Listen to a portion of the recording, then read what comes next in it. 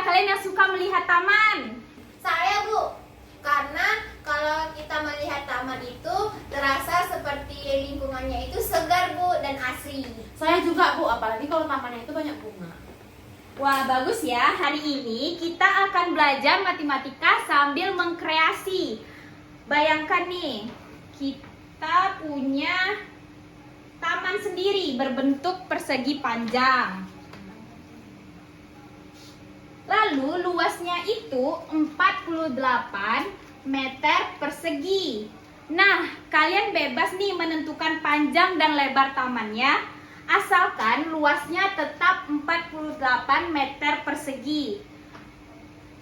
Di antara anak-anak ibu, siapa yang bisa menentukan luasnya 48 nih?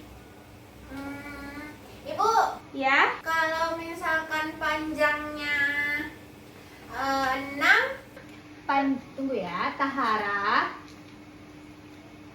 Panjangnya 6.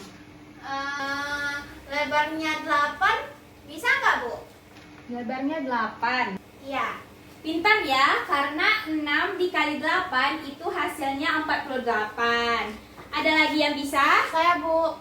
Saya Ya. juga bisa membuat taman yang luasnya menjadi 48 meter persegi dengan cara panjangnya itu 12 meter, terus lebarnya itu 4 meter, Ibu. Hebat ya, sekarang kita hitung kelilingnya. Siapa yang bisa bantu? Ibu, Ya, kalau Tahara. misalkan 6 dikali 8, 6 dikali 8 berarti kelilingnya 2 dikali 2 dikali dalam kurung 6 ditambah 8 sama dengan 28, Bu. Benar ya, ada Saya lagi yang lagi. bisa bantu? Saya lagi, Bu. Dia? Kalau saya berarti kelilingnya itu 2 dikali 12 ditambah 4 sama dengan 32 meter. Bagus ya. Nah, kalian ingin menanam bunga di sekeliling taman. Mana nih yang lebih banyak bisa ditanami? Yang 12 kali 4, Bu. Karena kelilingnya lebih panjang. Tepat sekali. Kalian telah berhasil merancang dan menghasilkan dua solusi berbeda dari satu permasalahan. Keren ya anak-anak ibu? Nah, anak-anak ibu, dari pembelajaran ini kita udah belajar nih bagaimana suatu luas yang sama bisa menghasilkan desain taman yang berbeda. Dan ternyata keliling pun bisa berbeda ya. Ini menunjukkan bahwa dalam matematika ada banyak cara untuk mencapai tujuan yang sama. Ibu, berarti saya jadi tahu jika misalkan sebuah luas itu memiliki luas yang sama, tetapi dia memiliki keliling yang berbeda-beda. Terus kita juga harus pikirkan juga fungsi kelilingnya. Misalnya buat pagar atau taman bunga. Seru juga ya belajar matematika sambil berkreasi.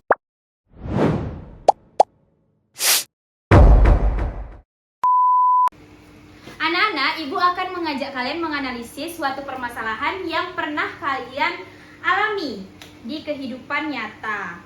Nah, coba bayangkan kalian mau beli jaket yang harganya itu 500.000.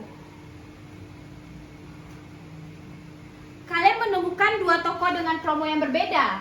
Toko A itu memberikan diskon 70%, sedangkan toko B memberikan diskon 50%, lalu ditambah 20% dari harga setelah diskon pertama. Nah, dari dua toko ini, mana toko yang menguntungkan untuk membeli jaket? Siapa yang bisa jawab? Saya, Bu. Ya, Nindya. Kelihatannya sama aja sih, Bu. Karena sama-sama diskon 70% kan. Karena yang toko B itu 50 tambah 20 kan 70. Menarik ya, tapi kita buktikan. Coba siapa yang bisa hitung diskon toko A dulu nih? Ibu, boleh Sarah? 70% dari 500.000 itu Dari 500.000 350.000, Bu. 350.000. Iya, harga awalnya 500.000 dikurang dengan diskon 350, jadi harga jaket menjadi 150.000, Bu. Bagus ya. Sekarang bagaimana dengan toko B? Siapa yang mau bantu? Saya, Bu. Oke, Nindya, boleh. Toko B itu kan diskonnya tadi 50% ditambah 20% kan, Bu? Iya. Nah, kita mulai dari yang pertama. Diskon 50% itu dari harga awal 500.000. Ya. Didapatin hasilnya itu 250.000, Bu. Ya. Nah, jadi harga awal dikurang yang 250.000 jadi 250.000 harga akhirnya, Bu. Oke, Dikurang. benar sekali ya. Kemudian dari yang harga 250.000 itu kita tarik untuk diskon yang 20%, Ibu. Jadi 20% dari 250.000 sama dengan 50.000. Sama dengan 50.000, Ibu. Sorry, salah.